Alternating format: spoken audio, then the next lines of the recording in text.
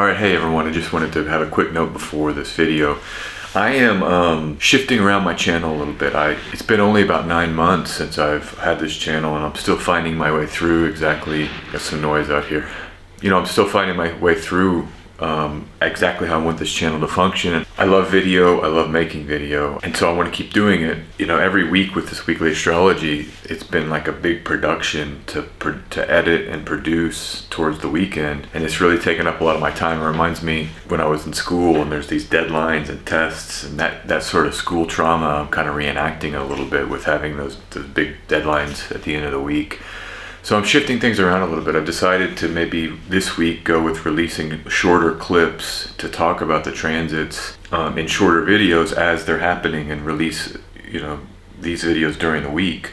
So it's a little bit easier on me. The editing isn't as overwhelming on the weekends. It just feels like the right thing to do. I feel excited just talking about it, that things will free up for me a little bit here. Bear with me as my channel shifts and changes. I love sharing astrology and talking about it. Look for more of these videos. We'll see how this week goes. I think it'll be better for my just health. The next couple of months I have some big writing projects that are due in April. That changes a little bit about my workflow and what I have to prioritize. So I'm looking forward to writing and having, I've got a magazine and then a publisher that wants me to do some writing for them. So it's going to be exciting, I think, to get into my writing side and my writing self. I've really been wanting to do more of that. But this new approach to the transits and to the channel, I think, will give me an ability to meet those obligations, stay functional, stay healthy. So I recorded the videos this week as if I was going to release one big video. So that might be clear as you're watching, but just know that these are going to be broken up, probably 4 or 5 videos this week to talk about transits. I will release the tarot reading as a standalone. And yeah, take care out there. Have a wonderful week. Just wherever you are, I just want to take a moment to send you some loving energy and some wonderful energy through this camera, out through the digital ether. Springtime, we're here in spring. I'll show you what my apartment looks like right now. Sun is back here in Skopje. The sun is back here in Skopje. You can see it there. So wherever you are, I hope you're able to enjoy the sun, the shifting weather, maybe get out into your world a little bit, get some joy, some hope, some revitalization going. And thanks. Yeah, we'll talk soon.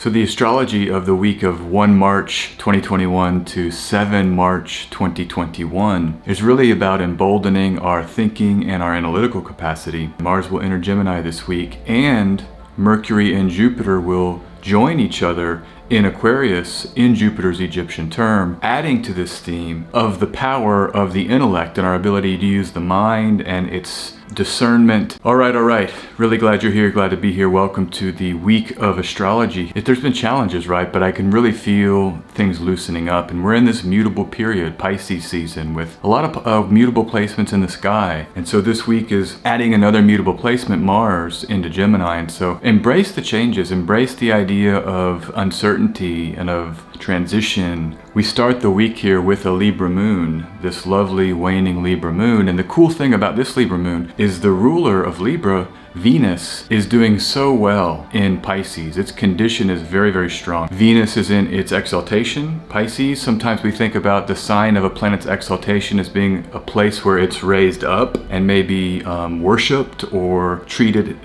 especially good. And Venus in those first degrees, I think it's about 11 degrees, 10, 11 degrees, is in its own Egyptian term. So there's this doubling up of essential dignity for Venus right now in the sky. It's the strongest Venus has been in quite some time. Venus's ruler, Jupiter, is in its own Egyptian term, so it has some nice dignity there in Aquarius. And so there's a lot of dignified benefics in the sky right now. And this moon will be ruled by Venus and then making that trine aspect to Jupiter during its time in Libra, the air sign Aquarius where Jupiter is and the air sign Libra. So it's some really sweet energy. We have a waning moon, and it's good to think with that waning energy, what do we want to decrease? What are you wanting to eliminate from your life? And Libra being a relational sign, I think we can bring here care, concern, nurturing to the relationships to maybe try to eliminate some of the discord or the acrimony. You know, anytime there is relational difficulty, you know, I've got a role to play. If I've got relational drama, there's usually something I've done or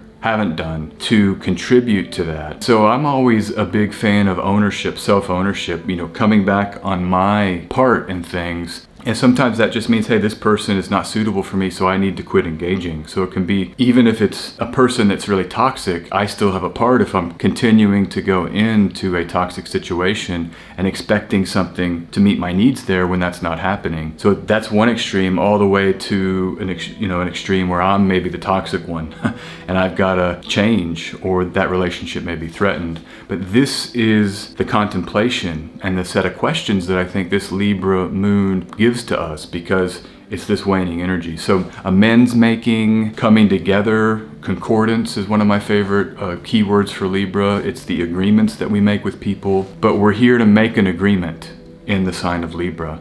And in particular, as this moon's waning, one that is about decreasing the pain and suffering that we're experiencing in our relationships. This is the kind of cleanup energy that we need. That's why we have a waning cycle with the moon. We expand and then we make smaller. Expand, make smaller.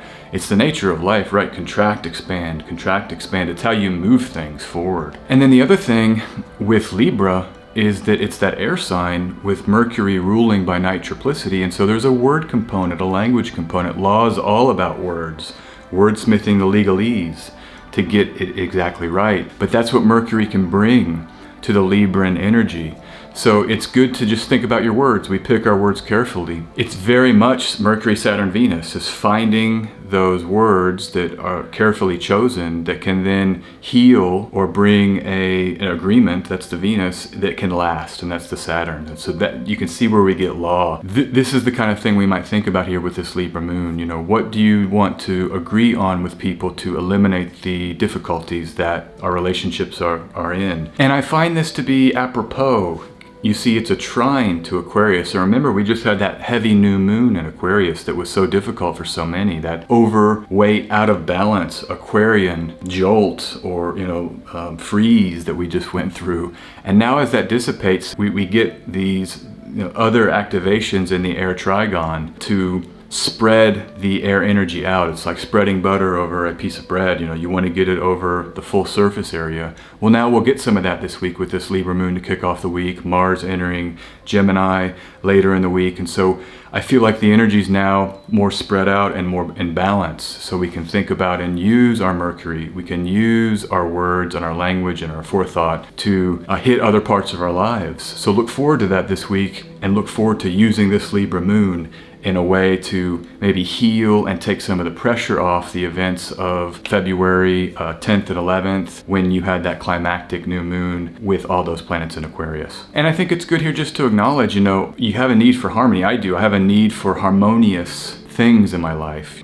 Perfect harmony may be a fool's errand, but there's a need for a relative harmony and stability in our lives. This Libra moon is a time also to contemplate that. What do we need to make the environment flow better and have more of a synergy and a harmony with the goals that we have and our life's purpose? The Libra waning moon gives us a chance to sort of patch together and change and shift the difficulties that may have been exposed by that Aquarius pileup on the 10th and 11th of February. And of course, this is my transit of the week. The thing is, right in those middle degrees, the moon will perfect that trine to Mercury around 14 degrees, and then Jupiter's at 16 degrees. So on Tuesday, about 9:30 in Central Europe, this moon is over, and the moon then enters Scorpio, then Sagittarius, and then Capricorn. So the moon is now waning in that difficult part of the sky in the rest of the week here. So good to note that we might want to start the week off with some of the better energy, and then we're kind of enduring here for the rest of the week, just in terms of the moon's transits. I'm glad